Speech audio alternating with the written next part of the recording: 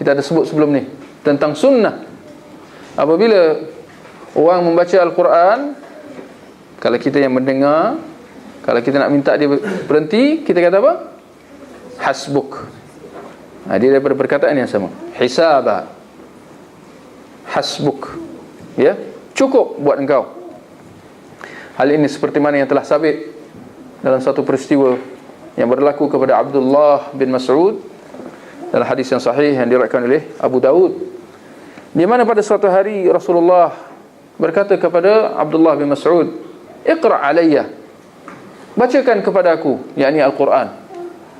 Lalu Ibn Mas'ud dia merasa heran dan dia mengatakan, "Aqra' alaik wa alaika unzil." Engkau nak aku baca kepada engkau sedangkan ia telah diturunkan ke atas engkau? Maka Rasulullah kata, "Inni uhibbu an asma'ahu min ghairi." Aku suka nak mendengar yakni Al-Quran itu daripada orang lain. Ya, daripada aku membacanya sahaja, aku juga nak dengar daripada orang lain. Ini kita kata kedua-dua ni kita kena himpunkan. Kita kena baca dan kita juga dituntut supaya mendengar. Ya, kerana ini juga termasuk dalam sunnah Nabi SAW. Maka Abdullah bin Mas'ud kata, aku pun memilih surah An-Nisa, ya, dan dia membacakan daripada mulanya sehinggalah dia sampai ke ayat yang ke-41, iaitu firman Allah, "Fa kaifa idza ji'na min kulli ummatin bi syahid." Bagaimana kalau sekiranya kami datangkan daripada umat-umat yang terdahulu ke atas mereka, yakni orang-orang kafir yang telah mendustakan para rasul mereka, kami bawakan untuk umat-umat ini seorang saksi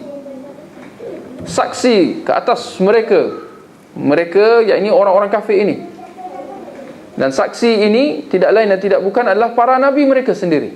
Mereka akan menjadi saksi ke atas umat mereka sejauh mana mereka menerima dakwah yang telah mereka sampaikan. Waji'na bika ala haula'i syahida. Dan kami bawakan engkau, wahai Muhammad, sebagai saksi ke atas mereka, yakni ke atas umatmu, umat Nabi Muhammad sallallahu alaihi wasallam. Maka Allah akan menjadi saksi ke atas umatnya. Dikenal pasti, dibezakan antara umatnya yang telah menerima dakwahnya dan umatnya yang telah mengingkari dakwahnya.